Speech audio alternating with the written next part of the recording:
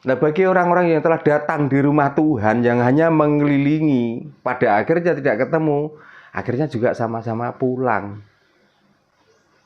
Lah mestinya karena sudah itu diyakini itu adalah rumah Tuhan dan datang ke sana, kenapa hanya mengelilingi kok tidak mau ketemu dengan Tuhannya?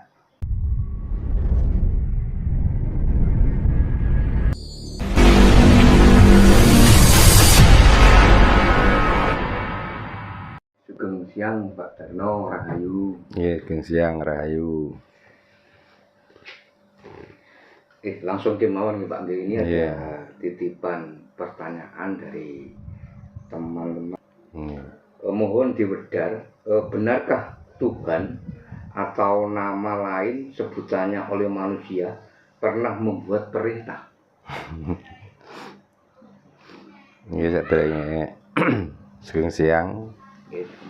Ya bahasanya tidak bahasa campuran ya, supaya yang mendengarkan selain orang Jawa paham. Selamat siang, salam Rahayu Sagung Dumadi, selamat berjumpa kembali.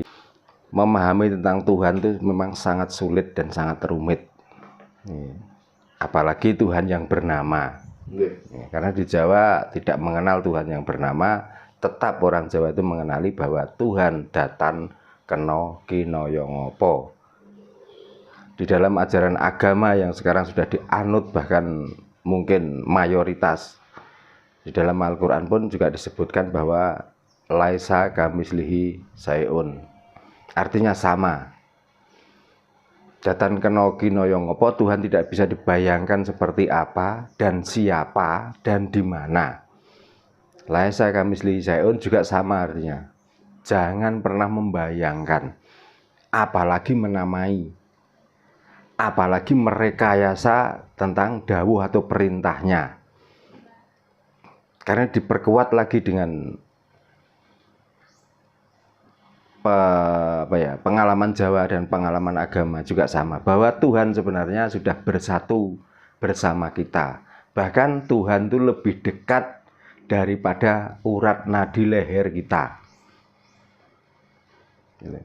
Kalau Tuhan itu pernah dawuh, kita harus memahami Tuhan yang mana yang pernah dawuh atau Tuhan yang mana pernah memerintah. Kalau pemahamannya masih tetap Tuhan yang di atas, Tuhan yang di sana, apalagi Tuhan yang punya rumah.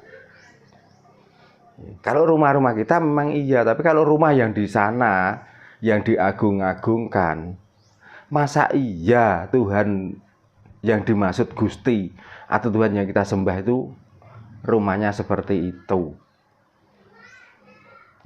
Dan pertanyaannya gini, di saat kita datang ke rumah Tuhan, ataupun kita itu seandainya pergi ke rumah seseorang, bahkan Mas Indra sendiri di saat datang ke rumah saya, apakah Mas Indra cukup melihat rumah saya dan mengelilingi rumah saya?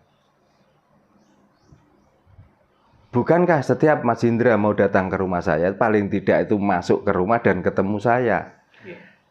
Kalaupun sudah datang ke rumah saya dan bisa masuk tidak ketemu saya, apa yang terjadi? Memilih menunggu atau memilih pulang? Menunggu pun kalau kelamaan, Pak, tergantung kan mesti pulang dan kondisi. Nah, kan begitu. Kalau memungkinkan ya menunggu, kalau enggak ya balik pulang. Nah, bagi orang-orang yang telah datang di rumah Tuhan yang hanya mengelilingi, pada akhirnya tidak ketemu, akhirnya juga sama-sama pulang. Lah mestinya karena sudah itu diyakini itu adalah rumah Tuhan dan datang ke sana, kenapa hanya mengelilingi kok tidak mau ketemu dengan Tuhannya? Makanya kalau ditanyakan apakah Tuhan pernah memerintah, terus ketemunya kapan? Maka kita paling tidak harus berusaha dan belajar untuk menemukan Tuhan. Gitu. Jadi kenalilah dirimu, maka kamu akan mengenali Tuhan. Gitu. Jadi rumah Tuhan yang di sana yang dimaksud orang-orang beragama itu adalah suatu simbolik Tapi kalau kita nggak bisa masuk dan ketemu dengan Tuhannya, percuma, sia-sia. Orang Jawa pun juga begitu. Di saat mengomongkan tentang Gusti, tentang pangeran, bahkan kadang-kadang berani mengatakan bahwa saya mendapatkan dawuh.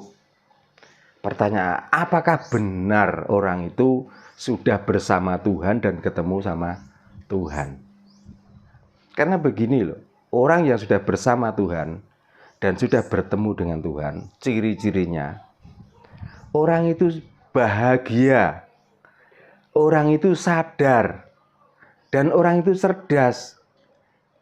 Karena Tuhan adalah pencerahan, Tuhan adalah kebahagiaan, dan Tuhan itu kemuliaan. Orang yang merasa bertuhan dan orang yang selalu menyembah dengan Tuhan, kok hidupnya malah selalu banyak khawatir, hidupnya tidak bahagia, hidupnya tidak senang, dikala tidak satu akidah, tidak satu iman, dikala mendengarkan omongan orang yang tidak sepaham dengan mereka, dia marah, menyalahkan, berarti dia itu masih jauh dengan Tuhan.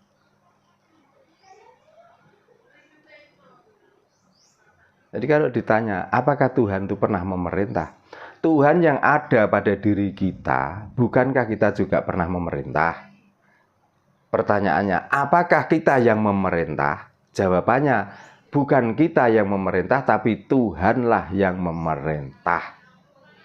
Karena yang dimaksud kita adalah tubuh sekujur ini. Lah, di dalam tubuh sekujur ini sebenarnya ini bukan kita, tapi ini cangkang kita. Kalau dengan bahasa Jawa ini plungsungane kita, plungsungane Gusti. Lah yang bisa merasa, bisa melihat, bisa bicara, bisa bernapas. Itulah yang dimaksud Tuhan. Maka itu semua mari kita sembah. Basa Jawa monggo kita bekteni, monggo kita sungkemi dengan keberadaan cangkang yang bisa berbuat masing-masing. Bisa melihat, bisa merasakan, bisa mencium, bisa mendengar, bisa merasakan enak dan tidak enak. Itulah keberadaan Tuhan yang sebenarnya. Bahwa untuk mengenal Tuhan itu kita harus mengenal diri sendiri, gimana? Kan sampun jelas beberapa agama juga mengatakan rata-rata sami mawon. Mulat saliro hang rasa wani, tegese iki sami mawon, kenalilah dirimu supaya kamu kenal Tuhan. Man arafa nafsahu faqat arafa rabbahu, sama juga kenalilah dirimu maka kamu akan mengenal Tuhan.